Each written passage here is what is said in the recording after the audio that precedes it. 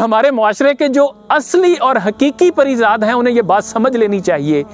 کہ حقیقی زندگی میں آپ کو کوئی ایسا پاگل اور لاوارث بہروز کریم نہیں ملنے والا جو اپنا سب کچھ آپ کے نام کر کے خودکشی کر لے، اور نہ کوئی ایسی نابینا عینی آپ کی زندگی میں آنے والی ہے جو آپ کی شکل و صورت اور سماجی مرتبے کو دیکھے بغیر آپ کے اندر کی خوبصورتی کو سمجھے اور صرف آپ کی سیرت اور آپ کے کردار کی بنیاد پر آپ سے محبت کرے۔ تمہارا رزق تقسیم ہو چکا، جو کوشش سے تم حاصل کر سکتے ہو، لہذا زیادہ حاصل کرنے کی تگ و دو میں خود کو ہلکان مت کرو۔ تقدیر کا لکھا ناگزیر ہے، جو ہونا ہے وہ ہو کر رہے گا، لہذا گھبرانے سے کچھ حاصل نہیں ہوگا۔ پاکستان کے بہت سارے مسائل ہیں، بہت سے شعبوں میں بہت سا کام ہونے کو باقی ہے، بہت مشکل ہے دنیا کا سنورنا، تیری زلفوں کا پیچ و خم نہیں ہے،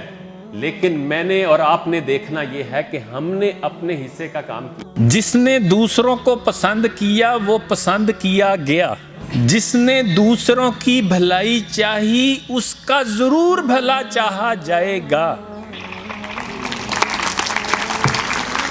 محبت بھی خدمت ہے، اور خدمت بھی محبت سے ہوتی ہے۔ محبت نہیں ہوگی تو خدمت نہیں کر سکیں۔ اللہ سے محبت، اس کی مخلوق سے محبت، یہ جذبہ ہوگا تو خدمت کریں گے نا۔ کسی کا خوبصورت شعر ہے، جس سے تو دوسروں کے دکھ بانٹے ایسے احساس سے محبت کر۔ یعنی ایسا احساس بھی اللہ کی بہت بڑی نعمت ہے، یہ اللہ کا فضل ہوگا تم پر کہ تمہیں اللہ نے یہ درد دیا ہے، اللہ نے احساس دیا، جو اقبال کہتا ہے کانٹا وہ دے کہ جس کی کھٹک لازوال ہو، یارب وہ درد جس کی کسک لازوال ہو۔ گورے رنگ کو حسن کی واحد علامت ہم نے اس طرح بنا دیا ہے جیسے نعوذ باللہ خدا سے غلطی ہوئی ہے کہ اس نے سانولا یا کالا رنگ کیوں بنایا، اور قوم کی بچیوں کو ہم نے کمپلیکس کا شکار کرنے میں کوئی کسر نہیں چھوڑی۔ کوئی قوم محنت کرے، سوچے، غور و فکر کرے، آئیڈیاز آتے رہیں، آئیڈیاز ختم نہیں۔ یہ نہ سوچیں گوگل یہاں نہیں بن سکتا، یہ نہ سوچیں ٹویٹر یہاں نہیں بن سکتا،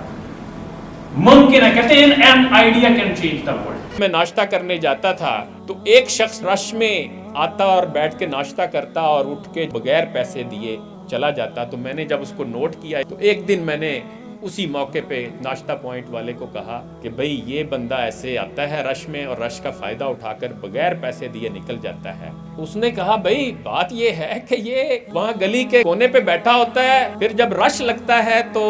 یہ آ کے ناشتہ کرتا ہے اور پھر اٹھ کے چلا جاتا ہے۔ تو میں یہ سمجھتا ہوں کہ یہ وہاں بیٹھ کے دعا کرتا ہے کہ اس کے رش لگے تاکہ میں اس رش کا فائدہ اٹھا کر وہ ناشتہ کروں اور نکل جاؤں، تو مجھے کیا ضرورت ہے اس کے اور خدا کے درمیان میں آنے کی۔ تو میں تو سمجھتا ہوں کہ یہ جو ہے دعا کرتا رہے، یہ آتا رہے، میں تو اس کو کبھی نہیں پکڑوں گا۔